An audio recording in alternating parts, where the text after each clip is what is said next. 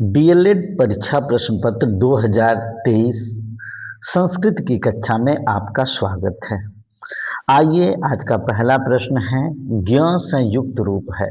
आप ही बताइए, बार बार छत्र ज्ञ स्र की बात हम पिछले वीडियो में भी कर चुके हैं। यहाँ पे ज्ञ जो है संयुक्त रूप है। प्रश्नोत्तर संख्या 1 विकल्प ज प्लस य का संयुक्त रूप जो है ज्ञ है।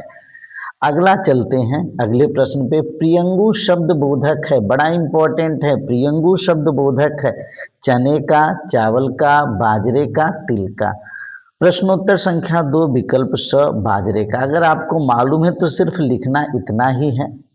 संबंधित प्रश्न आपसे पूछा जा सकता है। चावल का तंडुलह या तांडुलह, गेहूं का गोधूमह, चना को चड़कह बोलते हैं, बाजरा को प्रियंगु बोलते हैं, धान को धान्यम बोलते हैं, दाल को द्विदलम बोलते हैं, जौ को यवम बोलते हैं, अरहर को आड़की बोलते हैं, मूंग को मुग्ध बोलते हैं और मूंगफली को मुग्धफली बोलते हैं। तो बड़ा इंपॉर्टेंट है और उस स्थिति में प्रियंगु बाजरे का है। अगले प्रश्न पे चलते हैं। नद्दे शब्द रूप है, बड़ा इंपॉर्टेंट है। नद्दे शब्द चतुर्थी विभक्ति एक वचन। अब देखिए, प्रथमा, द्वितीया, तृतीया, चतुर्थी, पंचमी, षष्ठी, सप्तमी और संबोधन आपको याद होना चाहिए। एक वचन में, द्विवचन में, बहुवचन में। एक वचन में नदी का रूप नदी, नदीम, नद्या। देखिए यहाँ पे द पे आधा और य नद्या, और इसको इस तरह से भी लिखा जाता है। इसका मतलब आधा द और य है। यह जो है आधा द और य है, नद्या ऐसे भी है, आप कंफर्म हो लीजिएगा। नद्दे जब भी द विद्यालय में भी है तो द और य, नद्दे। और फिर उसके बाद नद्याह। नद्याह को भी हम ऐसे लिख सकते हैं, न आधा द याह, नद्याह। ठीक है। फिर नद्याह, नद्याम, हे नदी। तो एक वचन का रूप आप याद कर लीजिए। नदी, दूसरे में म लग जाता है, नदीम, नद्या, नद्दे, नद्याह, नद्याह। सप्तमी में नद्याम और संबोधन में हे नदी। अब आते हैं द्विवचन में। नद्यो, नद्यो 2 बार, फिर नदीभ्याम, नदीभ्याम 3 बार, नद्यो, नद्यो जो है 2 बार, हे नद्यो। बहुत से बच्चे जो है इस अक्षर को लेके कंफ्यूजन में है। यह अक्षर बेटा आधा द और य है, आधा द और य है। इसको हम ऐसे भी लिख सकते हैं, नद्यो। तो घबराइएगा मत, ये चीज जो है नद्यो, चाहे आप ऐसे लिखिए चाहे आप ऐसे लिखिए। तो नद्यो, नद्यो, नदीभ्याम, नदीभ्याम, नदीभ्याम, नद्यो, नद्यो, हे नद्यो। अब यहाँ पे देखिए बहुवचन में नद्य, नदी ही बहुत इंपॉर्टेंट है, पूछा जाता है। नदी, नदी भी तो बोनस है भैया। नदीभ्य भी बोनस है, नदीभ्य, नदीभ्य, नदीनाम, नदीषु, हे नद्य, हे नद्य। तो भैया ये नदी का रूप हुआ। आप बढ़िया से देख के एक बार लिख लेंगे तब आएगा। और यहाँ पे नद्दे शब्द पूछा गया है, नद्दे चतुर्थी, चतुर्थी विभक्ति एक वचन। अब चलते हैं अगले प्रश्न पर। पठामि धातु रूप है, चौथा प्रश्न है। पठामि धातु रूप है, एकदम आसान है। पठ धातु का, पठ धातु का लट लकार वर्तमान काल आप लोगों से पूछा जाता है। पठति पठतः पठन्ति, पठसि पठतः पठत, पठामि पठावः पठामः, पठति पठतः पठन्ति, पठसि पठतः पठत, पठामि पठावः पठामः। अशुद्ध वाक्य है, बहुत इंपॉर्टेंट है। अशुद्ध वाक्य है। अहम पठामी, आप कहेंगे बिल्कुल होगा, क्योंकि अहम पठामी का मतलब आपके उत्तम पुरुष में है। अहम पठामी, मैं पढ़ता हूँ। मोहन गच्छति, मोहन जाता है, यह भी आपके प्रथम पुरुष में है। और महया फलम आनया, मेरे लिए फल लाओ, मेरे लिए फल लाओ, मह्यम शब्द जो है चतुर्थी विभक्ति का है, ये भी सही है। मम सह रमेशः गच्छति, सह साकम सममम के अर्थ में तृतीया होती है, तो मम सह रमेशः गच्छति, मेरे साथ रमेश जाता है, ये गलत है। और यही अशुद्ध वाक्य ही पूछ रहा है कि अशुद्ध वाक्य है, तो मम सह रमेशः गच्छति गलत होगा। इसका सीधा अनुवाद होगा मेरे साथ रमेश जाता है। मया सह रमेशः गच्छति, मया तृतीया विभक्ति में है, मया सह के साथ तृतीया विभक्ति लगता है, मया सह रमेशः गच्छति। चलते हैं अगले प्रश्न की तरफ। अधोलिखित की संस्कृत लिखिए, बहुत इंपॉर्टेंट है। सरसों, शरीफा, कटहल, पीपल। प्रश्नोत्तर संख्या 6 पे है 6 प्रश्नोत्तर। सरसों का सरसपह होगा, शरीफा का सीताफलम होगा, कटहल का पनसह होगा और पीपल का अस्वस्थः होगा। निम्नलिखित के नाम हिंदी में लिखिए, बड़ा इंपॉर्टेंट है। पलच्छः, पलच्छः, पलासह, तुम्बी, अमृत फलम, इनका नाम हिंदी में लिखना है, बड़ा इंपॉर्टेंट है। पलच्छः का मतलब पाकड़, बरगद की तरह से एक पेड़ होता है पाकड़, उसी को हम पलच्छः कहते हैं। पलासह ढाक होता है, पलास उत्तर प्रदेश का राज्य की पुष्प भी है। तुम्बी लौकी को कहते हैं, अमृत फलम जो है नाशपाती को कहते हैं, सीताफलम जो है आपके सीताफलम कहा जाता है शरीफा को। अगले लेवल पे चलते हैं। किन्हीं 2 पशुओं के नाम संस्कृत में लिखिए।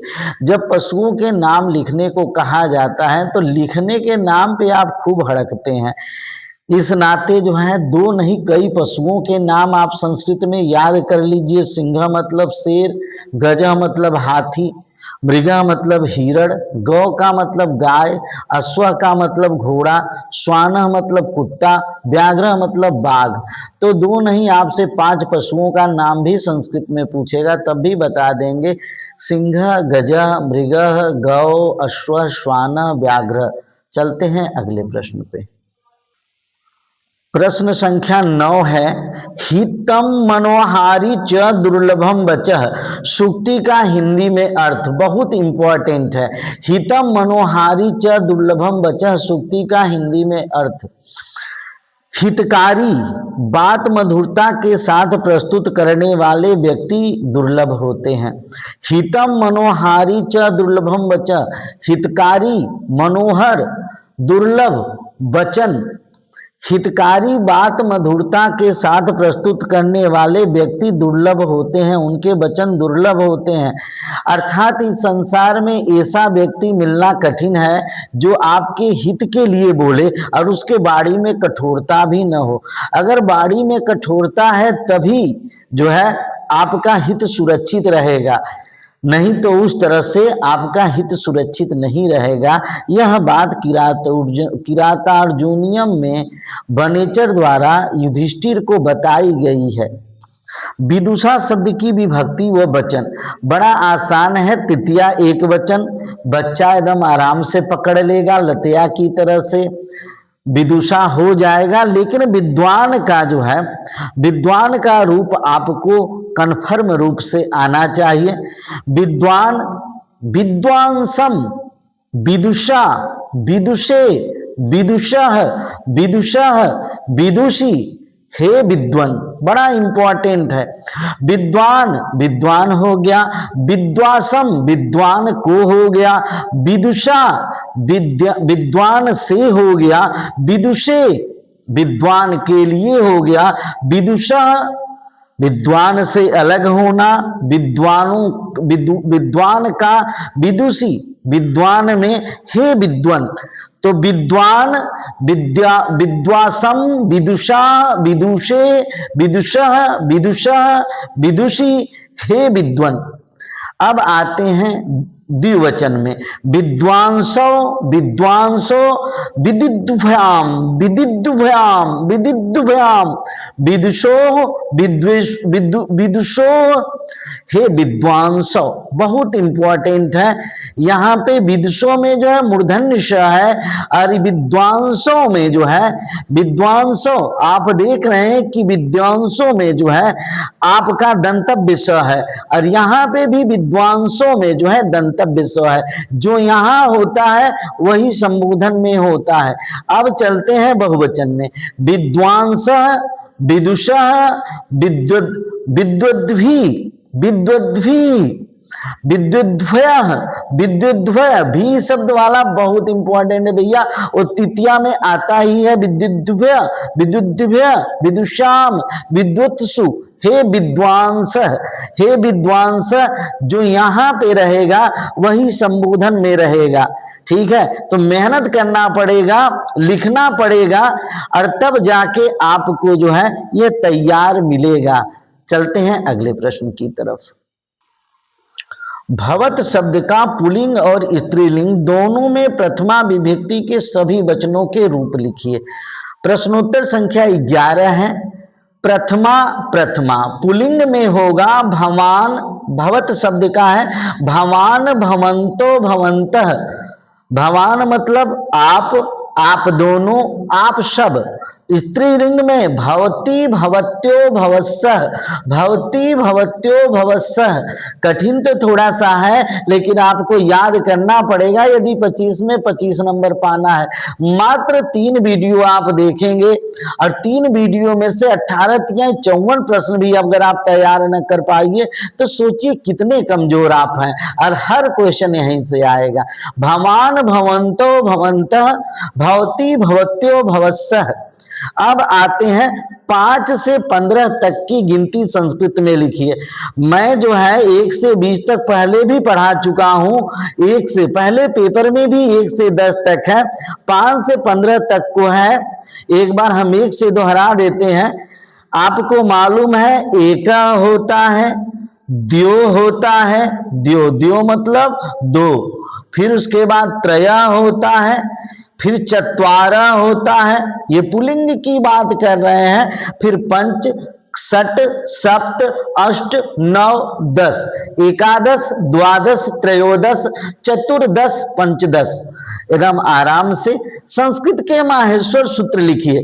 पाणिनि के 14 माहेश्वर सूत्र बड़ा इंपॉर्टेंट है। माहेश्वर सूत्र पाणिनि ने दिया था, जो शंकर भगवान के डमरू से, महेश जी, महेश अर्थात शंकर भगवान के डमरू से निकले थे सूत्र। इस नाते ये सबको मालूम है और ये नहीं मालूम है तो याद कर लिए, क्योंकि संस्कृत की शुरुआत यहीं से होती है। आयुड़, रिलीक, एयोंग, आयोच, हैब्रत, लड़, यमंगड़नम, झबै, घड़दस, जब गड़दस, खप चटत चटतो, कपय कपय सस्सर हल, कपय सस्सर हल। ठीक है, चलते हैं आगे देखते हैं। सस्सर हल, आगे चलते हैं। संस्कृत भाषा के महत्व पे 5 वाक्य संस्कृत में लिखिए। बड़ा इंपॉर्टेंट है। संस्कृत भाषा का महत्व संस्कृत में लिखना है। संस्कृत भाषा अस्माकं देशस्य प्राचीनतमा है भाषा अस्ति। संस्कृत भाषा हमारे देश की प्राचीन भाषा है। संस्कृत भाषा सर्वेषु भाषासु जननी अस्ति। संस्कृत भाषा सभी भाषाओं की जननी है। संस्कृत भाषेय, संस्कृत भाषा ही, भाषेय भाषा धन एव से मिलकर बना है और आपका वृद्धि संधि है। संस्कृत भाषा ही भारत से प्राणभूता भाषा अस्ति। भारत की प्राणभूत भाषा है। कालांतरे, समय के साथ, कालांतरे कुछ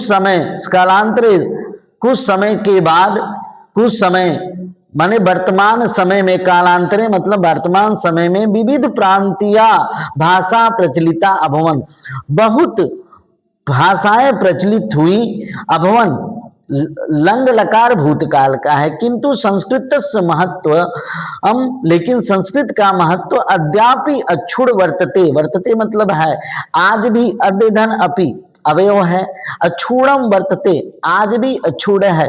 वेदाः, बहुत से वेद। रामायण महाभारत, रामायण महाभारत भगवत गीता इत्यादि ग्रंथ संस्कृत भाषायाम, सप्तमी का एक वचन है भैया, संस्कृत भाषा में ही एव संस्कृत भाषायाम एवं विरचितानि, संस्कृत भाषा में ही रचे गए हैं। एक बार फिर देख लीजिए, थोड़ा सा कठिन प्रश्न है। संस्कृत भाषा अस्माकं देशस्य प्राचीनतम भाषा अस्ति, संस्कृत भाषा हमारे देश की प्राचीनतम भाषा है। संस्कृत भाषा सर्वेषु भाषासु जननी अस्ति, संस्कृत भाषा सभी भाषाओं की जननी है। संस्कृत भाषयो भारत से प्राणभूता भाषा अस्ति, संस्कृत भाषा ही भारत की प्राणभूत भाषा है।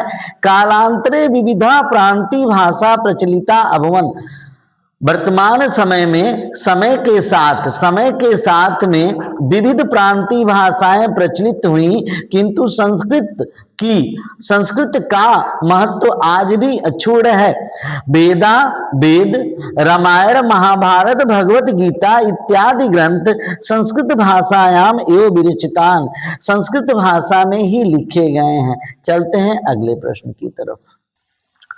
2022 के बाद 2023 में पुनः यह प्रश्न पूछा गया है, संस्कृत भाषा शिक्षण की प्रमुख विधियों को लिखिए। संस्कृत भाषा शिक्षण की प्रमुख विधियां मैं बता चुका हूं, आप 2022 का भी वीडियो देख लीजिएगा। व्याकरण अनुवाद विधि, प्रत्यक्ष विधि, आगमन विधि। आगमन विधि में कहां से कहां भैया, आप कहेंगे उदाहरण से नियम। निगमन विधि, नियम से उदाहरण। भाषण विधि, संवाद विधि, श्रवण विधि, पद्य और गद्य शिक्षण की विधियां जैसे व्याख्या, अनुवाद, तुलना विधि और सारी विधियों को मिलाने के बाद संयुक्त विधि बनती है। इन भाषाओं से संस्कृत का शिक्षण किया जाता है। चलते हैं अगले प्रश्न की तरफ। बड़ा महत्वपूर्ण प्रश्न है, अनुकरण वाचन एवं सस्वर वाचन से आप क्या समझते हैं? प्रश्नोत्तर संख्या 16। अनुकरण वाचन, अनुकरण मतलब होता है नकल करके जो वाचन किया जाता है, अर्थात कक्षा में शिक्षक के आदर्श वाचन। मैं यहाँ पे बोल रहा हूँ, ये आदर्श वाचन है। जोर से पढ़कर सुनाने के बाद छात्रों द्वारा उसको दोहराना या नकल करना, यह अनुकरण वाचन है। जैसे मैं बोलूं कक्षा में और आप भी बोलिए कक्षा में, शिक्षक के आप भी बोले शिक्षक के। जब छोटे बच्चों को पढ़ाया जाता है हिंदी, उस समय अनुकरण वाचन जब टीचर बोलता है उसके तुरंत बाद जो है बच्चों से वो बुलवाता है, वो अनुकरण वाचन है। यह एक शिक्षण विधि है। अनुकरण वाचन दो प्रकार के होते हैं। समवेत वाचन, सामूहिक रूप से, सबसे पहले टीचर सामूहिक रूप से पढ़ाकर ही करता है, वो बोलेगा अब बच्चे उसके पीछे पीछे दोहराएंगे। फिर व्यक्तिगत वाचन, एक एक छात्र के द्वारा जो है टीचर के द्वारा पढ़ाए गए विषय वस्तु का बच्चा जब जो है क्या करता है, अनुकरण द्वारा वाचन करता है। तो यह सबसे पहले समवेत वाचन होता है जो सामूहिक रूप से होता है। फिर व्यक्तिगत वाचन होता है जो एक एक छात्र द्वारा होता है। सस्वर वाचन, सस्वर वाचन का अर्थ है स्वर सहित पढ़कर अर्थ ग्रहण करना। सस्वर अर्थात अगर वह श्लोक पढ़ रहा है तो गा के पढ़े, ठीक है। सर्वे भंतु सुखिनः, सर्वे संतु निरामया, सर्वे भद्राणि पश्यन्तु, इस तरह से पढ़े भैया। इसमें विद्यार्थी पढ़ते समय शब्दों को जोर से बोलता है, जिससे शुद्ध उच्चारण, उचित गति, लय और हाव भाव के साथ पाठ समझने में मदद मिलती है। तो स्वर सहित पढ़कर अर्थ ग्रहण करना। अब भैया जब तक जो है आप अर्थ ग्रहण करेंगे नहीं, तब तक आपका पठन होगा ही नहीं। पठन का मतलब होता है अर्थ ग्रहण करना। इस प्रकार सस्वर वाचन, अनुकरण वाचन आपने समझा। अब अगले प्रश्न की तरफ चलते हैं। फिर एक बार यह प्रश्न पूछा कि संस्कृत में लिंग के भेद को सुधारण लिखिए। प्रश्नोत्तर संख्या 17। संस्कृत भाषा में लिंग 3 प्रकार के होते हैं। पहला पुलिंग, पुलिंग के एग्जाम्पल खगः पक्षी, बालकः बालक, अश्व घोड़ा। अह लगा होता है पुलिंग में। स्त्रीलिंग के एग्जाम्पल उदाहरण अजा बकरी, चटका छोटी गौरैया, रमा लड़की का नाम है, घटिका घड़ी। नपुंसक लिंग में म लगा रहता है, पत्रम गृहम फलम। अब आते हैं अंतिम प्रश्न की तरफ। संस्कृत में अनुवाद कीजिए। 2023 का पेपर मैं सॉल्व करवा रहा हूं, लेकिन 2022 में 23 का लिख दिए थे, 2023 में 2022 का अनुवाद त्रुटि हो गई थी, लेकिन दोनों पेपर मिला के 2022-23 कंप्लीट हो गया। हिंदी वाक्य है, बालक हंसता है, बड़ा आसान है, लट लकार वर्तमान काल में पूछा गया है, प्रथम पुरुष में है, बालक हंसती। शीला ने पुस्तक पढ़ी, आप कहेंगे लंग लकार भूतकाल में है, जब किसी वाक्य के अंत में है था गा न हो तो थी मानते हैं, थाती थे मानते हैं।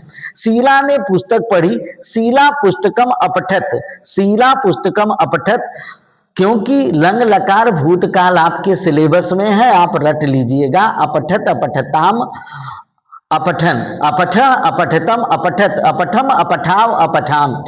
पत्ते गिरते हैं भैया, नपुंसक लिंग है, पत्रम पत्रे पत्राड़ी, बहुत से पत्ते हैं, पतति पतता पतंती, प्रथम पुरुष में ही है, पत्राड़ी पतंती। बंदर दौड़ेंगे, लिट लकार भी आप लोगों में है भविष्य काल में। अब भविष्य काल में आप रूप याद कर लीजिएगा, पठिष्यति पठिष्यत पठिष्यन्ति पठिष्यसि पठिष्यत पठिष्यति पठिष्यामि पठिष्याव पठिष्याम। बंदर दौड़ेंगे, बंदर मतलब बहुत से बंदर, बानरा, और यहाँ पे क्या हो जाएगा भैया, धावश्यति धावश्यतः धावश्यन्ति, बहुत से बंदर है ना, बानरा धावश्यन्ति। इस प्रकार जो है संस्कृत की 3 वीडियो लगभग 1.25 घंटे में खत्म हो जाएगी। अब मात्र इतना ही दोहरा के लिख के आपको सिर्फ पेपर देना है। Thanks for watching this video.